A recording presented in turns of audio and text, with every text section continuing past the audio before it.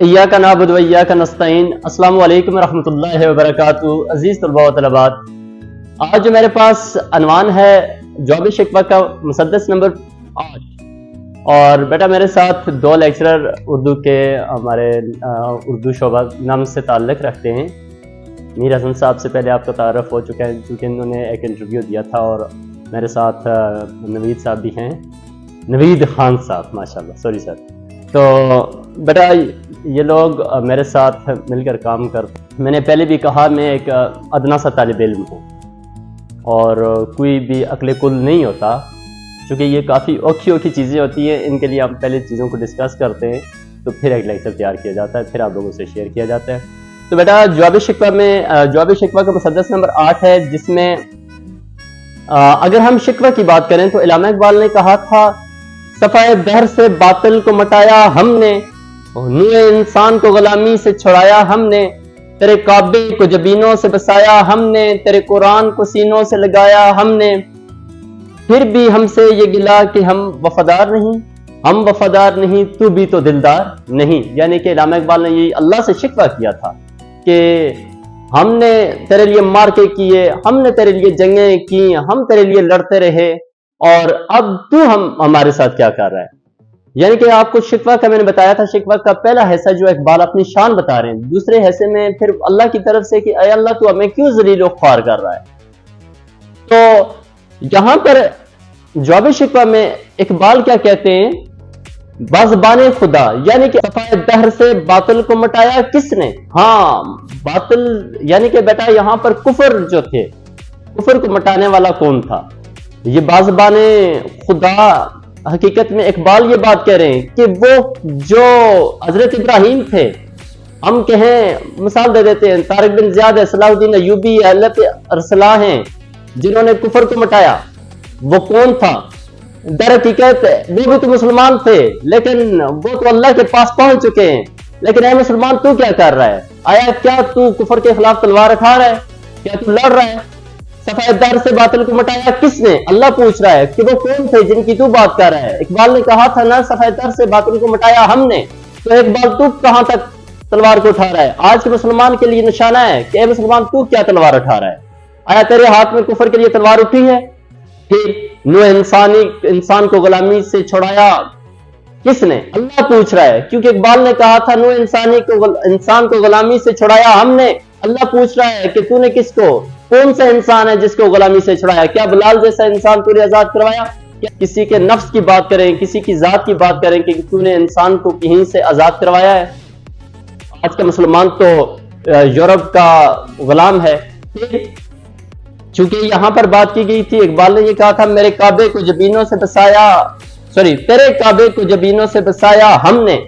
تو اب اللہ کیا کہتا ہے کہ میرے کعبے کو جبینوں سے بسایا کس نے، اور پھر میرے قرآن کو سینوں سے لگایا کس نے؟ یہاں پر عبادات ہیں اور عبادت کا ذکر ہے، اور یہاں پر اگر ہم دیکھیں اللہ سے خاص، اللہ سے قرآن سے دلی لگاؤ ہے، قرآن کی تعلیم پر عمل ہے، اور جو آج مسلمان غافل ہے اس سلسلے میں بات کی گئی، اللہ سے دوری، عبادت سے دوری، قرآن سے غفلت کا ذکر کر رہے، اور اسی وجہ سے جو کہ مسلمان رسوائی کی ذلت میں پس رہے ہیں، اس والے سے ذکر کیا گیا ہے۔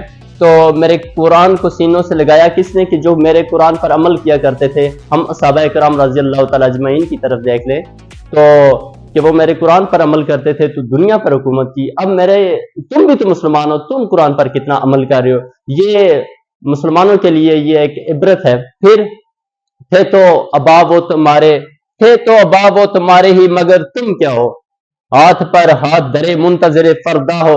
آج کے مسلمان جو ہے وہ یورپ کا غلام ہے، یا کسی امداد غیبی کا منتظر ہے، اور تقدیر اور تدبیر کے دائرے میں محدود ہو چکا ہے۔ ہم کہتے ہیں کہ جو کچھ بھی ہے ہماری تقدیر میں لکھا ہے، جبکہ تدبیر ہم اختیار نہیں کرتے۔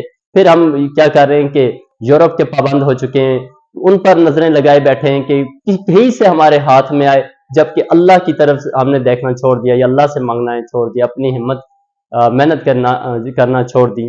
تو بیٹا یہاں پر ہمارے پاس کچھ پوائنٹ ہے فنی محسن کے، صنعت استفہام آپ کہہ سکتے ہیں کہ یہاں پر یہ دیکھیں 1 2 3 4 4 جگہ پر ایسا ہے کہ سوال پوچھا گیا ہے، یعنی کہ اللہ اقبال سے سوال پوچھ رہے ہیں کہ کس نے کس نے کس نے. پھر صنعت تکرار ہے، یہاں پر لفظ ہاتھ ہاتھ دہرائے گئے ہیں. پھر یہاں پر ہم دیکھیں صنعت تفریق اور تقابل، یہاں پر پھر تو اباب و تمہارے ہی، چونکہ صنعت تفریق میں کسی ایک موضوع کے 2 رخ بیان کیے جاتے ہیں، تو یہاں پر تمہارے اور تمہارے آباء و اجداد میں فرق بتایا گیا ہے کہ پھر تو وہ بھی مسلمان، تو بھی مسلمان ہو، لیکن تمہارے درمیان فرق کیا ہے کہ تم ہاتھ پر ہاتھ درے منتظر فردا ہو، اور وہ کیا کرتے تھے، وہ اپنی محنت پر کام کرتے تھے اور اللہ سے مانگتے تھے، اللہ کے سامنے ریاضت کرتے تھے. یہ اس طرح کے حوالے سے بات کی جائے گی. تو بیٹا پھر ہم نے دیکھا یہ کہ مسدس ہے، تو مسدس کے حوالے سے پہلے بھی 7 لیکچر میں بات کر چکا ہوں. 6 مصرے ہوتے ہیں، اور پہلے 4 مصرے اس کے ہم قافیہ ہم ردیف ہوتے ہیں، آخری جو شعر ہوتا ہے اس کا اپنا قافیہ ردیف ہوتا ہے. تو اب اس میں قافیہ ردیف آپ خود تلاش کریں. پھر ہم یہاں پر دیکھیں، سوری یہاں پر ایک چیز ہم لکھ کے گئے تھے، ذو قافیہ 3.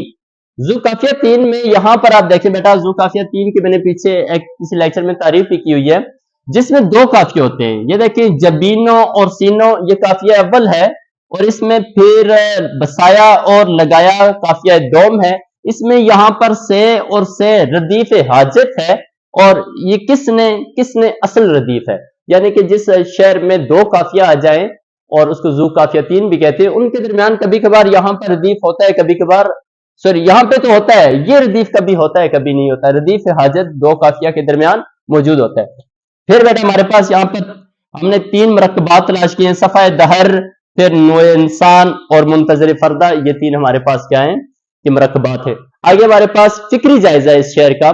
فکری جائزہ میں ہم نے لکھا ماضی کی عظمت اور حال کی بے عملی مسلمان کے حوالے سے، پھر تاریخ اسلام کی درخشاں روایت، پھر خودی اور غیر ملی کی بیداری، پھر مسلمانوں کی عظمت رفتہ کی یاد، اور قرآن کی حفاظت. بیٹا یہ تھے ہمارے پاس فکری جائزہ مسدس نمبر 8 کا. تو امید ہے کہ آپ لوگوں کو سمجھ آئی ہوگی، اور انشاءاللہ میر حسن صاحب سے بھی میں نے درخواست کی ہے کہ تھوڑی سی لذت چینج کریں، آگے کچھ لیکچر یہ بھی دیں گے. اور نوید صاحب بھی شعر و شاعری سے بڑا شغف رکھتے ہیں، یہ بھی رکھتے ہیں چودھری زبان کی شاعری. تو چونکہ ہماری زبان چودھری زبان جو ہے، خاص کر گوجری، وہ بھی نصاب میں شامل کی گئی ہے. تو انشاءاللہ میر حسن صاحب سے ہم درخواست کریں گے وہ آپ سے گوجری میں تشریحات کیا کریں، گوجری میں آپ سے گپ شپ کریں، شاعری سنائیں آپ کو. تو ایسا رہے گا. ٹھیک ہے سر، اوکے، اللہ تھینک یو.